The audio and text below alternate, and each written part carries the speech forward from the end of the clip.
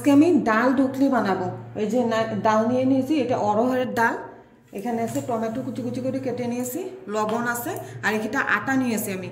এখানে আছে হলুদ, এই যে লঙ্কার গুঁড়া, জিরার গুঁড়া, ধনিয়ার গুঁড়া, আর এখানে আছে তেঁতুল নিয়ে নিয়েছি আমি। আর সোমবারের জন্য আছে এখানে জিরা, শস্য, এই যে দারচিনি, এখানে আছে লং, শুকনা লঙ্কা, আর এখানে যে কারি পাতা, আর এখানে ঘি নিয়ে নিয়েছি, হিং আছে, ধনিয়া পাতা, আর এই যে গুড় নিয়েছি। এখন আমি ডাল ঢোকলাটা কিভাবে বানাবো সেটা আপনাদেরকে আমি দেখিয়ে দিচ্ছি। যে দেখেন প্রেসার কুকারে আমি জল দিয়ে দিয়েছি। আমি ডালটা কিন্তু ভিজিয়ে রেখেছি 2 ঘন্টার জন্য। এই যে ডালটা এখন দিয়ে দিচ্ছি প্রেসার কুকারে। লবণ দিয়ে দিচ্ছি, এই যে লবণ দিয়ে দিচ্ছি, আর দিয়ে দিচ্ছি এই যে হলুদ দিয়ে আমি 4টা সিটি দিয়ে দেব। এই যে আটাটাকে আমি কিভাবে মাখবো সেটা আপনাদেরকে দেখিয়ে দিচ্ছি। এই যে দিয়ে দিচ্ছি একটু লবণ, দিয়ে দিচ্ছি এই যে হলুদের গুঁড়া, আর দিয়ে দিচ্ছি এই যে একটু ধনিয়া, দিয়ে দিচ্ছি একটু শুকনা লঙ্কার গুঁড়া, দিয়ে আমি একটু ভালো করে একটু মেখে নেব এটাকে। যে দেখেন ভালো করে মেখে নিয়েছি আমি। এখন এটার মধ্যে আমি দিয়ে দিচ্ছি অল্পটুকু ঘি। এই যে ঘি দিয়ে দিয়েছি। এখন আমি অল্প অল্প জল দিয়ে এটা মেখে নিব। ডোরটা কিন্তু আমি বেশি নরম করব না, অল্প শক্ত থাকবে। যে দেখেন আমি ডোরটা বানিয়ে নিয়েছি। এই যে দেখেন বেশি নরম করি না, একটু শক্ত রেখে দিয়েছি। যে দেখেন এই যে ডাল ঢুকলিটার আমি এই জিনিসটার শেপটা কিভাবে দিব সেটা দেখিয়ে দিচ্ছি। আপনারা শেপ যেভাবেই খুশি সেভাবে দিতে পারবেন। আমি এইভাবে করে এই যে দেখেন এরকম করে শেপটা দিচ্ছি। এই যে দেখেন এইভাবে করে নিচ্ছি। এই যে এইভাবে আমি সবগুলো বানিয়ে নিব। আমি আরেকটা দেখিয়ে দিচ্ছি আপনাদেরকে তাও। এই যে দেখেন এই যে এইভাবে শেপটা নিয়ে করে নেবেন।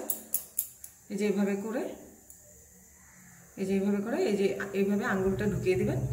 এই যে কি সুন্দর এরকম শেপটা হয়ে গিয়েছে। এই যে দেখেন ডালটা আমাদের সিদ্ধ হয়ে গিয়েছে। এখন আমি এই ডালটাকে এই যে এই ঘুটনি দিয়ে ঘুটে দেব এইভাবে।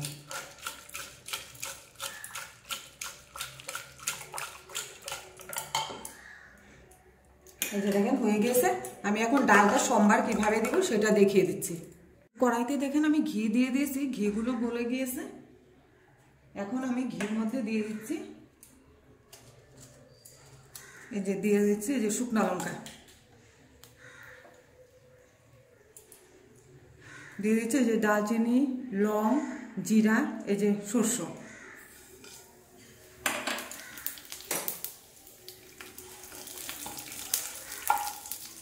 এই যে দিয়ে দিচ্ছি আমি এখন এই যে কারি পাতা,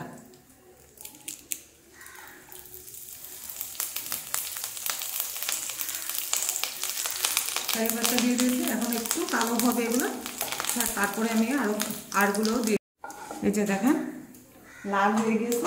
এর মধ্যে আমি এখন দিয়ে দিচ্ছি এই যে হিং, দিয়ে দিচ্ছি এই যে কেটে রাখা টমেটো,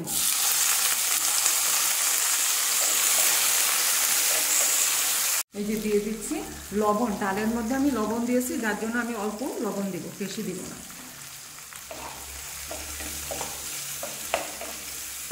দিয়ে দিচ্ছি। এখন আমি টমেটোটাকে একটু ঢেকে দেব। এই যে আমি ঢাকনাটা তুলে দিচ্ছি। আমি স্টিমটা কমিয়ে রেখেছিলাম। এই যে দেখেন টমেটোগুলো আমাদের একদম মজে গিয়েছে। এখন এর মধ্যে আমি দিয়ে দিচ্ছি এই যে গ্রেট করে আদা দিয়ে দিচ্ছি,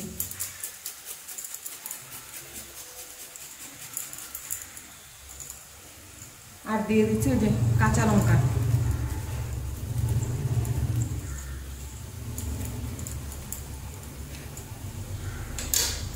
এখন আমি ভালো করে মিলিয়ে নিব।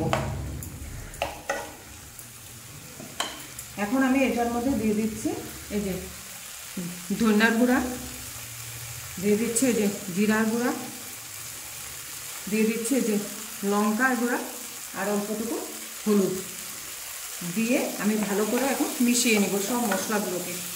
দেখেন আমাদের সব মশলাগুলোকে আমি ভালো করে কষিয়ে নিয়েছি। এখন এটার মধ্যে আমি দিয়ে দিচ্ছি এই যে সিদ্ধ করা ডালটা।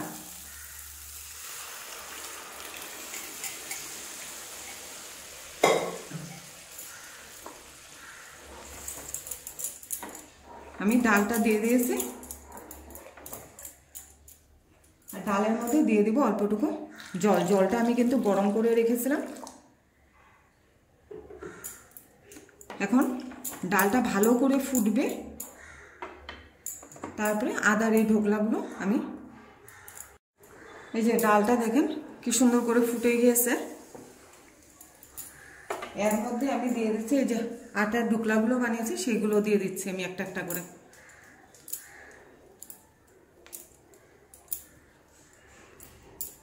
এই যে সবগুলো আমি দিয়ে দিচ্ছি। আমার এই ডাল ঢোকলার রেসিপিটা যদি ভালো লাগে তাহলে আপনারা লাইক করবেন, শেয়ার করবেন, সাবস্ক্রাইব করবেন। এই যে দেখেন আমি এটা এখন 10 মিনিটের জন্য ঢেকে দেব। 10 মিনিট হয়ে যাচ্ছে, আমি ঢাকনাটা তুলে দিচ্ছি। এই যে দেখেন আমাদের ডাল ঢোকলাটা কি সুন্দর হয়েছে। এর মধ্যে আমি দিয়ে দিচ্ছি এই যে তেঁতুলের জলটা।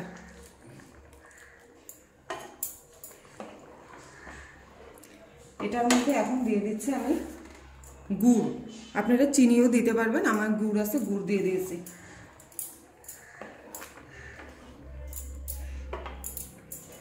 দিয়ে অল্প সময় আমি ঢেকে দেব। এই যে ঢাকনাটা আমি এখন তুলে দিচ্ছি। দেখেন কি সুন্দর হয়েছে। এর মধ্যে আমি দিয়ে দিচ্ছি এখন এই যে ধনিয়া পাতা দিয়ে আমি এখন নামিয়ে দেব। ডাল ঢোকলাটা আমাদের হয়ে গিয়েছে।